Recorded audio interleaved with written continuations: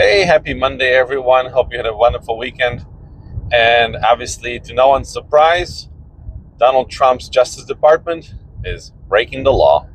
The Epstein Transparency Act is now violated by the Department of Justice, which has not released all the files by the deadline, which was Friday. And the lawmakers are not happy. But no one's surprised that this was going to happen. We all knew this was going to happen. Because as we all know, criminals cannot help themselves. They have to break the law. And in this case, the criminals are the Justice Department. The Epstein Transparency Act passed nearly unanimously through both houses and was signed by the president within less than 24 hours.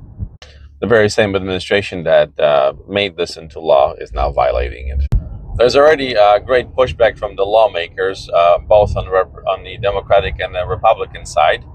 But I hope that every single member of Congress is going to step in and issue a subpoena for the Department of Justice to show up at a congressional hearing and possibly charge him with obstruction of justice.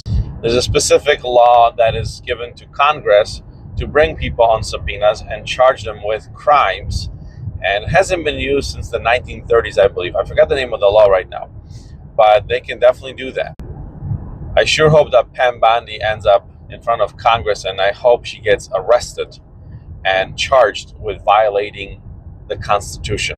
Now, the Department of Justice did post most of the data, well, I don't say most, but some data available on their website, and then they pulled off 16 files, and then they resubmitted a heavily redacted version of the same 16 files, which, according to the law, that is a violation. And you kind of wonder what they're hiding in those files. And I'm pretty sure we all know what they're hiding. Trump. The files did release some more information on the victims and actually put Jeffrey Epstein in Michigan in the 1990s with one of his very first victims, a 12-year-old girl. So imagine the president of the United States was friends with a pedophile that was raping 12-year-old girls. You know what they say, you are who you hang with. Now, conveniently, of course, Mike dismissed Congress, Mike Johnson, the Speaker of the House, and they're on break until January 5th, which is when hopefully they will bring Pam Bondi right in front of Congress and then toss her in a cell.